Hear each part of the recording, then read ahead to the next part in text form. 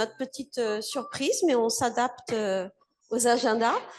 Vincent Boone devait clôturer la journée. Ben là, il va clôturer Non, je vais la introduire partie la culture. atelier, ouvrir la restitution. On lui en fera part et on en discutera après. Alors, bonjour à toutes et à tous. Je vous prie de m'excuser. Effectivement, j'ai malheureusement un impératif familial. Je ne choisis pas tout, mais avant d'être élu régional, je suis papa et donc ma petite fille a un problème de santé. Donc, je dois gérer. Je vous demande pardon. Voilà, vous accueillir. Alors, je sais que vous avez déjà été accueillis, mais j'espère que vous avez été bien accueillis dans cet amphithéâtre qui est finalement un lieu de démocratie, de débat et d'échange. Et finalement, je trouve que pour les journées d'échange régional, c'est un bel endroit pour être accueilli. Voilà, j'espère on a répondu à vos demandes en termes de logistique. Voilà, puisque on a servi qu'à ça. Euh, alors, vous dire qu'effectivement, les compétences psychosociales, c'est à la fois extrêmement important et extrêmement difficile, je pense, enfin, en tout cas délicat. Moi, j'avoue mon incompétence psychosociale, totale. Euh, alors, si vous voulez, j'aime bien le logo, par contre, j'adore la petite Occitanie qui sourit, c'est trop mignon. Vraiment, votre petit logo d'Occitanie, je voulais le dire à un moment donné, c'est parti des trucs pas sérieux, mais je trouve que vous avez réussi en Occitanie, hyper mignonne, hyper gentille. Voilà. Que vous dire, de ce que j'ai compris, en tout cas de cette journée. C'est une thématique effectivement extrêmement importante. Et quand je regarde un petit peu de quoi vous avez parlé et de quoi vous allez encore parler, on parle de construction, on parle de culture commune, on parle d'intégration, on parle de dialogue intersectoriel. Je crois que c'est extrêmement important. Et puis, quand je vois qui c'est qu'il y a dans l'auditoire, j'espère que je ne me trompe pas trop, on a des professionnels, on a des bénévoles, on a des institutionnels, on a du secteur public et du secteur privé. Et finalement, c'est bien de faire un grand bain dans lequel on peut débattre, argumenter, apprendre. Finalement, c'est la base finalement on va dire de la progression. Et je crois que c'est important. Alors voilà. Que vous dire également? Je crois qu'on néglige un peu trop les compétences psychosociales ces temps-ci. Heureusement que vous êtes là. Malgré tout, je suis vraiment encore une fois désolé de ne pas avoir tout suivi. Je crois qu'il y a eu des intervenants de qualité et de goût, si je ne me trompe pas. Si j'ai suivi l'histoire aussi, vous avez eu l'ARS qui a co-participé et je vais saluer mes amis de l'ARS, je ne sais pas où est-ce qu'ils sont. Ah ben voilà, évidemment, voilà. On n'oublie pas Didier Jaffre et son équipe, qui est lui aussi un homme de goût et de bien, je crois qu'il faut le dire. Et à l'heure où, sur des débats assez un peu politiciens, on dit on va supprimer les ARS, mais pourquoi pas? Mais voilà, qu'est-ce qu'on fait et comment on travaille à la place, etc. On a besoin d'un peu de fond et on a besoin d'un peu se poser. Je crois que c'est ce que vous avez fait. Voilà. Si j'ai suivi aussi, donc cet après-midi, vous avez été très studieux, vous avez fait des ateliers. J'aime beaucoup. Alors, si j'avais pu participer, et je suis vraiment désolé parce que la vie d'un élu régional, c'est un peu, comme dirait mon grand-père, la vie d'un lièvre un jour d'ouverture, hein. Mon grand-père était chasseur. Et donc, effectivement, j'ai couru après le temps et je suis vraiment désolé. Là, à un moment donné, le calendrier m'a échappé complètement. Vous voyez, je suis parti, voilà. J'aurais adoré l'atelier numéro un sur le milieu scolaire et les CPS dans les dynamiques éducatives. Alors, je ne sais pas qui vous allez faire une petite restitution et je suis preneur de la restitution. C'est vous encore? Non, mais alors, qu'est-ce qui s'est... Tout est allé si vite. C'est incroyable, hein. Bon, hier, deux inconnus et maintenant, voilà. Non, mais voilà, je crois que c'est vraiment important.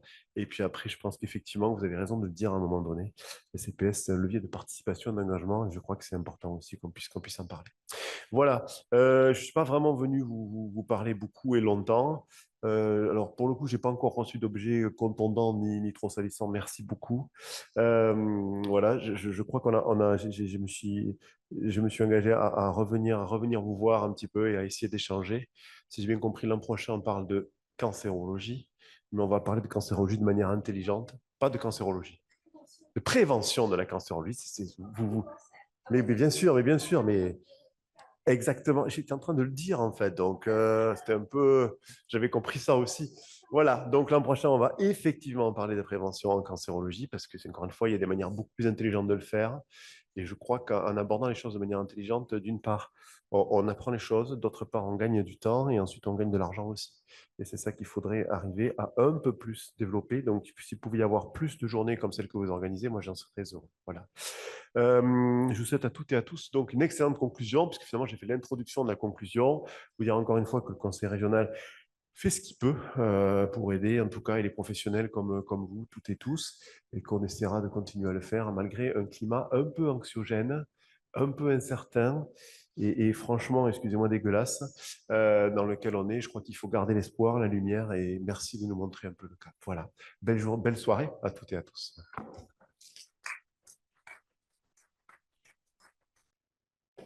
Eh bien, maintenant, retour des ateliers. Une personne par atelier s'est portée volontaire. Je vous invite à venir une personne par atelier ici,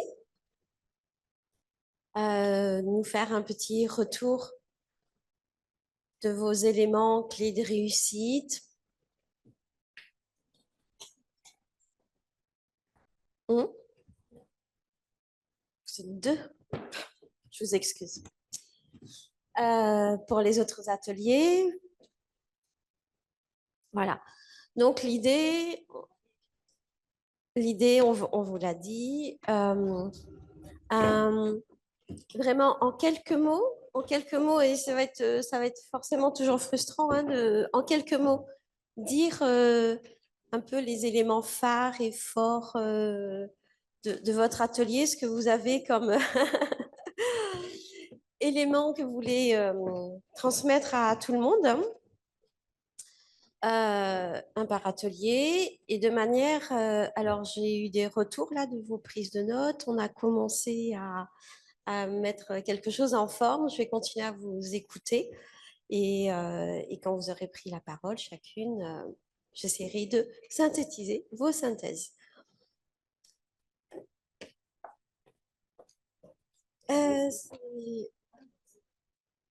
Alors, qui veut commencer?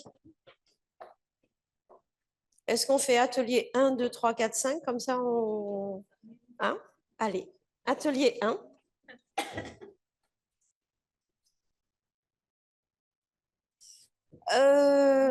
Non, parce que là, on a... Non, c'est vraiment a cappella en quelques mots, parce que du coup, on a juste une diapo globale après, tu sais.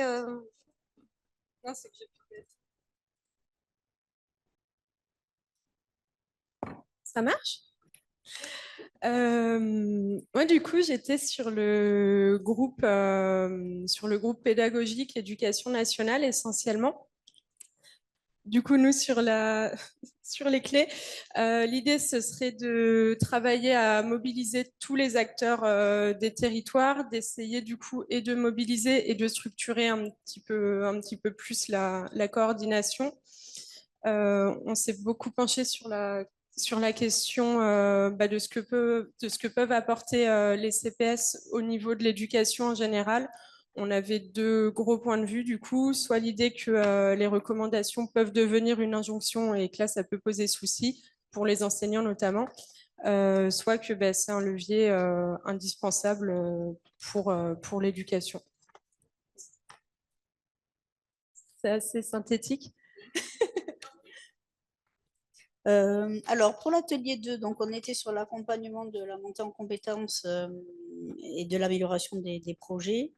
Alors, globalement, c'est difficile. Hein, on a beaucoup échangé, mais c'est un peu difficile de faire une synthèse des clés de réussite parce que finalement, globalement, les clés de réussite, ce sont celles des projets de promotion de la santé.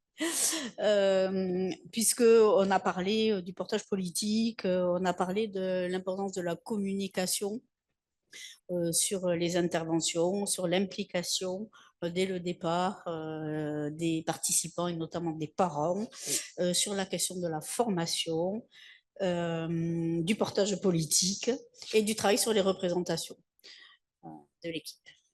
Voilà, pour synthétiser ce qu'on a pu aborder lors de notre atelier. Juste pour situer, nous c'était l'atelier 3, éducation par les pairs, les CPS comme levier de participation et d'engagement. Et on s'est appuyé sur l'expérience des étudiants relais santé de la commune. Et donc, j'ai l'exercice difficile de faire synthétique pour résumer tout ce qui s'est dit sur les clés de réussite. On a essayé de synthétiser en 3 grands blocs. La question des moyens, la coordination de projets avec des besoins clairs et identifiés, des objectifs définis, de définir le public et la prise en charge des frais et des coûts et tout un travail sur la méthodo et l'organisation. Le deuxième grand bloc, c'est tout ce qui est encadrement, accompagnement, la stabilité des équipes, la formation sur les CPS, l'engagement des pairs et des encadrants, la communication, la posture de non-jugement et l'aller vers la mobilité. Et troisième bloc, les pairs eux-mêmes, avec l'importance de l'accompagnement, du soutien et de la coordination, l'aller vers, de leur faire confiance, de donner de l'autonomie, et pour que les personnes soient acteurs, actrices, et qu'il y ait du lien grâce aussi par le biais des formations au niveau des pairs. Alors, atelier numéro 4, la question était comment envisager le déploiement territorial des CPS en Occitanie. On a imaginé donc 4 points importants.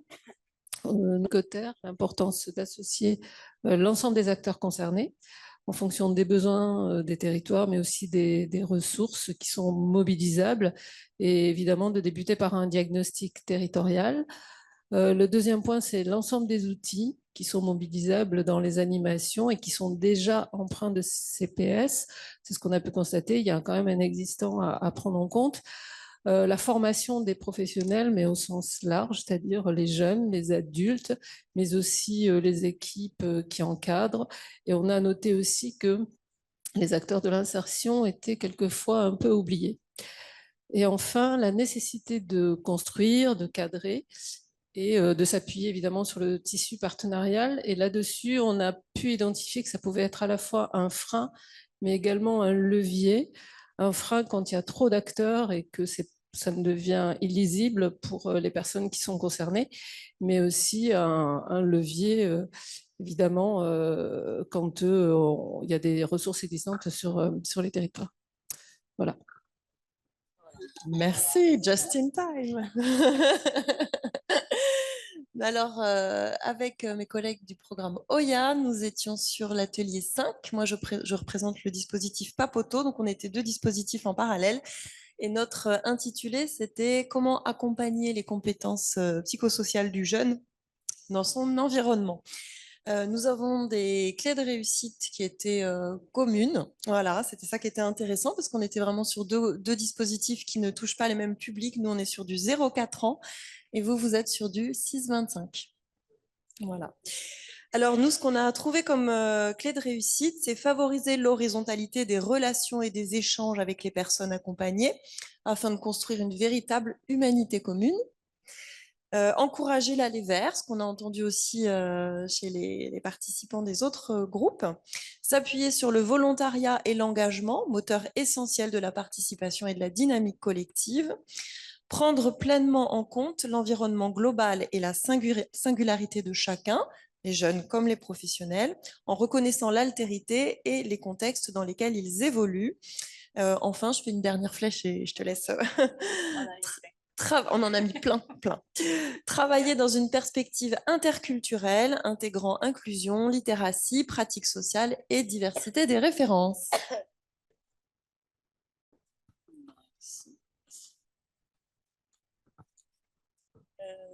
Valoriser, mobiliser le savoir expérientiel, individuel et collectif comme ressource à part entière. On ne part pas d'une page blanche, on fait avec les personnes et les jeunes. Accompagner la montée en compétences des pros, tendre vers l'autonomisation des équipes en consolidant progressivement leur capacité d'action.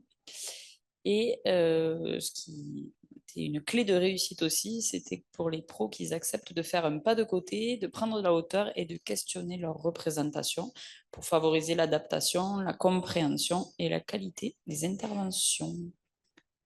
Et je crois crois que je n'ai pas oublié. Est-ce qu'on peut avoir la diapo qu'on a préparée pour la dernière diapo? Merci. Alors, on a essayé là pendant la pause en collectant les différents retours des ateliers de faire une synthèse, de représenter sur ce dessin à l'esprit méditerranéen quelles étaient les forces et les faiblesses. Vous savez, le petit SWOT, hein, force, faiblesse, opportunité, menace, partant de vos clés de réussite. Déjà, moi, je trouve que en survolant vos différents retours, on voyait qu'il y avait quand même une certaine convergence. C'est bien, il y a même de la cohérence. Alors, vous allez compléter avec moi si j'ai oublié des choses. Hein. Je dirais, comme vous avez dit, effectivement, finalement, presque tout ce que l'on peut retenir pour ce qui concerne le déploiement des CPS, on pourrait le dire pour la promotion de la santé. Donc, on peut s'y reconnaître aussi comme ça. Et je dirais que ce qui revient, c'est l'approche inclusive, l'approche globale, l'ensemble des dimensions des personnes. La partie co-construction, vous êtes revenu plusieurs fois, la participation, vous disiez à la fin savoir expérientiel, le côté d'aller vers, voilà, une autre facette complémentaire. Et puis ce que l'on peut voir, c'est qu'il y a quand même un certain nombre de forces, faiblesses ou de forces ou d'opportunités qui peuvent être des faiblesses ou des menaces. Le tissu partenarial peut être un atout ou un frein ou un obstacle un peu, voilà, par son absence, par sa complexité, etc. Il y a des choses aussi sur une intervention, par exemple, si elle se déploie en plusieurs temps, ça va lui donner sa force, mais ça peut être un frein parce que ça demande une mobilisation plus longue dans le temps. Dans les opportunités de manière globale, hein, donc opportunités au niveau contexte général, le fait qu'on dispose d'une instruction interministérielle de CPS, des outils. Dans ces outils, parmi ces outils, des outils probants qui, on l'a dit suffisamment ce matin, qui peuvent être repérants, mais qu'il faut adapter. Et puis, qu'est-ce que j'ai Ah oui, le côté, ça va avec le côté approche participative, côté horizontalité, la posture, il en a été beaucoup question ce matin. Vraiment, que ce soit tous les acteurs ensemble, quelle que soit leur place. Est-ce que vous avez des choses à rajouter, mesdames? Parce que là, moi, je vais faire un exercice ultra rapide aussi. Oui, oui, oui, oui. La question du financement qui est revenue, et moi j'avais oublié je sais pas, c'est peut-être oublié, manqué, je sais pas. J'avais oublié d'en parler aussi parce que la question du financement, elle est au cœur des actions aussi. Comment on va financer les formations, comment on finance les actions, comment on finance, voilà, cette stratégie. Est-ce que vous avez quelque chose à rajouter? Le bateau, s'il vous plaît. On voudrait continuer à naviguer. Oui, peut-être parmi les forces aussi qui rejoint la remarque de Cécile, mais c'est vraiment le soutien institutionnel à tous les niveaux, en fait, du niveau national. On a besoin d'un pilotage, on a besoin d'une cohérence d'ensemble, etc. Et puis jusqu'aux établissements. Ça, on se l'est dit plusieurs fois, le soutien de la direction des établissements, quel qu'il soit, il est fondamental. Et puis, on peut décliner aussi à l'échelle des régions, des départements, etc., des villes. Donc, ce soutien institutionnel, pour moi, c'est vraiment c'est une force. Oui. C'est vraiment une force. Très bien. Alors, peut-être parce qu'on était sur l'éducation de pair à pair, mais je dirais que ce qui est important, enfin, en tout cas dans le groupe, c'était aussi de laisser la parole, de donner confiance pour laisser le pouvoir d'agir. Et en tout cas, je ne le retrouve pas dans les forces et les opportunités, même si voilà, je le rajouterai parce que ça nous paraissait important de ne pas parler pour et de laisser. Tout à fait. J'ai été un peu trop rapide là-dessus. C'était dans la co-construction, j'ai un peu tout englobé, mais effectivement, vous avez bien fait de le souligner. Oui, il y a un truc dont on a parlé aussi, c'est la question de développer des valeurs communes et un but commun, d'être clair sur les objectifs communs. L'exemple qu'on a pris, c'était au niveau de l'éducation nationale, mais enfin, dans un établissement scolaire, est-ce que tout le monde a les mêmes objectifs?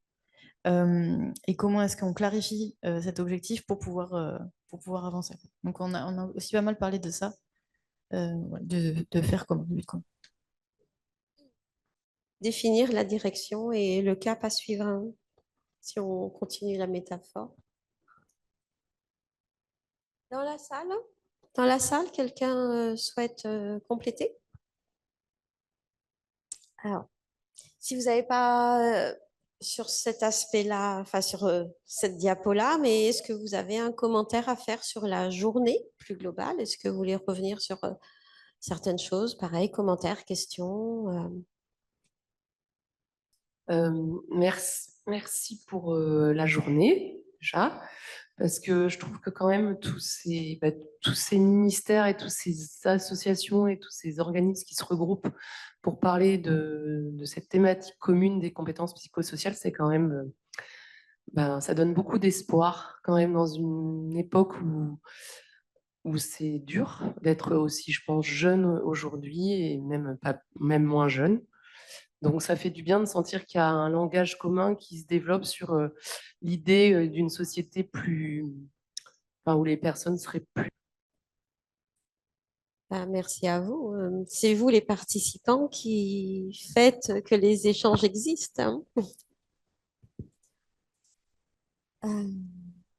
Justement, est-ce que vous avez d'autres choses à nous faire part ou vous pouvez aussi nous signaler.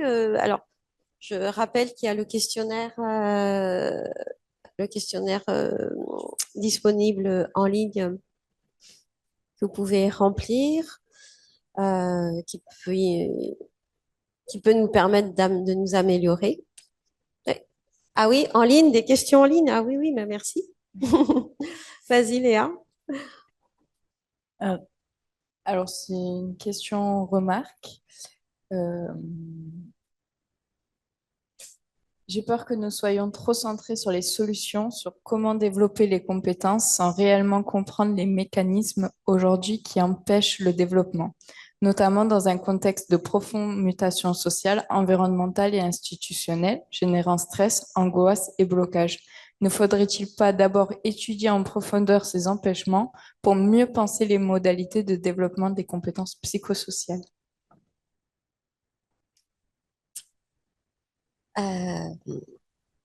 Magali, Christine, Cécile, c'est une vous question voulez, qui amène à réfléchir, effectivement. Ça pose.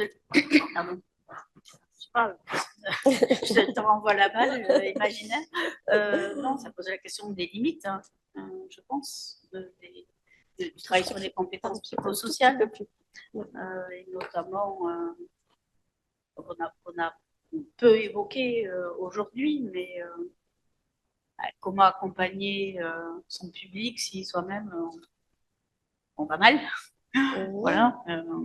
Et aussi, si son institution va mal, sa structure va mal, ça reste compliqué. Oui, de mon côté, j'ai pas l'impression. Alors peut-être que cette dernière séquence, effectivement, puisqu'on était beaucoup sur les forces en fait, hein, enfin sur les leviers, etc., les facteurs de réussite. Donc forcément, ça peut donner à cette toute fin l'impression que On a vraiment parlé que des leviers, des points positifs, des solutions, etc. Mais en réalité, j'ai l'impression que depuis le début de la matinée, on est plutôt lucide, je crois. On partage tous toute cette lucidité par rapport à la difficulté des contextes, à la complexité des situations, à tout ce qui a été dit par la personne qui s'est exprimée en ligne. Mais avec ce sentiment que ça ne doit pas nous empêcher d'avancer malgré tout. Parce qu'il y a une grande partie quand même des difficultés qui sont évoquées qui nous échappent en fait. On ne peut pas transformer les contextes, on ne peut pas modifier les organisations de fond en comble, on ne peut pas résoudre tous les problèmes qui se posent aujourd'hui. Mais de notre place, chacun, chacune, là où nous sommes, je pense que c'est vraiment notre responsabilité que de continuer à porter ce type de démarche, j'ai un peu envie de dire, contre vents et marées, avec les convictions qui nous animent, avec les valeurs dans lesquelles on croit, avec les intentions qu'on poursuit. Et ça, je pense que c'est quelque chose qui n'empêche pas par ailleurs d'être très conscient en fait de la réalité des contextes. Oui, un contexte qui est freinant, mais qui justifie d'autant plus de s'engager dans cette voie. D'autres questions en ligne? Est-ce qu'il y a d'autres questions en ligne à transmettre?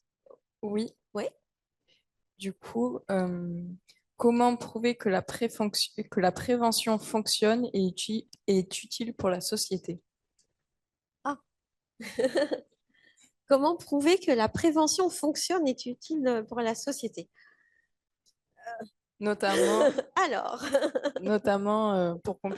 pour compléter mon propos, il était évoqué juste avant que la personne évoquait notamment comment produire des données probantes dans le domaine de la prévention avec la méthode QQOCP.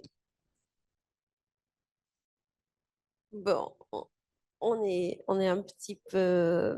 Bon, on peut peut-être rebondir autour de cette notion de données probantes ou d'action probante, mais on en a parlé un certain nombre de fois, il me semble, aujourd'hui. Est-ce que pour tout le monde, programme probant, prometteur? Juste, pardon, si je peux réagir par rapport à la question, je crois que la question que nous nous posons, nous, dans le champ de la promotion de la santé, c'est pas est-ce que la prévention, ça marche? On est au-delà de ça, en fait, aujourd'hui. Les questions qu'on se pose, c'est les démarches de prévention et de promotion de la santé, d'éducation pour la santé, de renforcement des compétences psychosociales. C'est comment ça marche? Donc, on regarde vraiment le détail des politiques, des mesures, des interventions, dans quel contexte, avec qui et pour quels résultats. Et en fait, c'est ça à quoi on s'attache aujourd'hui. La question, est-ce que ça marche? Oui, on a envie de dire. Oui, maintenant, ça ne marche pas partout de la même manière. Là encore, on va retomber dans la nécessité d'adapter les modalités, les méthodes, les contenus, etc. Mais c'est ça, c'est comme ça qu'on se pose la question aujourd'hui, de manière toujours à être dans cette perspective en fait d'amélioration des pratiques et des décisions. C'est ça qui nous préoccupe aujourd'hui. C'est pas la question de savoir si ça marche ou pas en fait.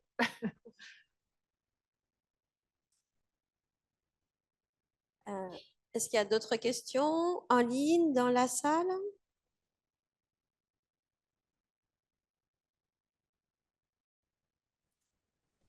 Est-ce que vous avez pu vous exprimer suffisamment? Parce que tout à l'heure, je vous ai vraiment coupé, mais en fait... Mais oui, voilà, c'est ça. Je ne voulais pas empiéter. Hein. Non, tout à l'heure, j'essayais de poser le contexte en fait pour pas faire arriver le questionnement comme une bombe. Dans notre groupe, le questionnement qu'on a eu du coup en faisant le tour, c'est orienté sur le cœur de métier en fait des personnes qui gravitent autour de l'éducation. Et pour le coup, on n'était pas tous d'accord, d'où le fait de situer un petit peu le débat. Voilà, sur est-ce que voilà, être entre guillemets porteur de CPS, se former au CPS, est-ce que c'est une obligation? Donc d'un côté, on avait toute l'utilité que ça peut apporter en termes d'éducation et plus particulièrement d'enseignement. Et de l'autre côté, on avait le respect des cœurs de métier en fait, de chaque personne et les limites au-delà de pouvoir, à vouloir aussi se former au CPS. J'ai une petite question dans le Voilà, chat oui, qui vient vas-y. d'arriver. Oui. Comment promouvoir les actions d'associations qui développent les CPS? Un registre ou un répertoire existe-t-il? Et les associations qui développent des CPS? Mais en fait, il y a un nombre vraiment très, très important d'initiatives qui se développent partout en France. Et aujourd'hui, il n'y a pas d'organisation qui véritablement collige toutes ces expériences, les rassemble, les met à disposition. Il y a différents répertoires ou registres qui existent. L'un d'entre eux a été cité ce matin. Peut-être je voudrais citer aussi le portail CAPS de capitalisation des expériences en promotion de la santé, dans lequel la dernière fois que j'ai regardé, il y avait plus de 25 fiches de capitalisation qui répondent à l'occurrence compétences psychosociales. Donc je pense qu'on commence en fait à avoir une base de données capitalisées sur le déploiement des compétences psychosociales qui est intéressante. Et ce que je trouve intéressant, c'est que dans la démarche de capitalisation, en fait, entre guillemets, on ne se contente pas de décrire l'action, comment elle s'est déroulée, mais vraiment, on va chercher des informations extrêmement précises, justement, sur les freins, sur les leviers, sur les compétences qui ont été mobilisées, sur la stratégie mise en œuvre, sur les théories sous-jacentes, etc., sur les facteurs de réussite, les facteurs de blocage, etc. Et donc, c'est vraiment, je trouve, une façon de transformer un savoir issu de l'expérience en connaissance partageable. C'est ça la définition. Donc l'intérêt, c'est de pouvoir aller chercher sur ce portail de capitalisation des connaissances mobilisables dans ses propres pratiques et ses propres décisions. Oui, oui, tout à fait. À partir aussi du retracement, c'est pas du tout ça le terme français, de la genèse d'une action et comment elle a été portée et déployée. Oui, juste signaler qu'en effet, il n'existe pas de répertoire exhaustif de tout ce qui existe sur les CPS, mais que par contre, ça fait partie du diagnostic territorial qui sera fait dans les départements ou qui est en cours en fonction des départements dans lesquels vous êtes. Donc, en fait, si vous travaillez sur les CPS, vous pouvez vous signaler à votre référent promotion santé ou DDARS. Mais normalement, enfin voilà, ça fera partie du diagnostic des territoires, donc on aura peut-être une vue plus exhaustive dans quelques temps. Bon, eh bien, on va se dire au revoir, puisque on se reverra dans différents contextes. Et si vous êtes disponible et intéressé, l'année prochaine, notre prochaine journée va concerner, comme disait Monsieur Boone, la prévention des cancers. Oui, alors tout, voilà, comme voilà, ça vous a été consigné, comme quoi les diapos seront mises en ligne, le replay diffusé, et j'oublie quelque chose. Et si vous pouvez remplir les évaluations, vous avez un QR code sur vos programmes et vous avez des QR codes sur des affiches, vous avez des papiers si vous n'avez pas possibilité d'utiliser le QR code à l'entrée. Et en ligne aussi, c'est possible de remplir le questionnaire. Merci à toutes et tous. Et nous allons souhaiter une bonne retraite à Magali pour ces 60 derniers jours.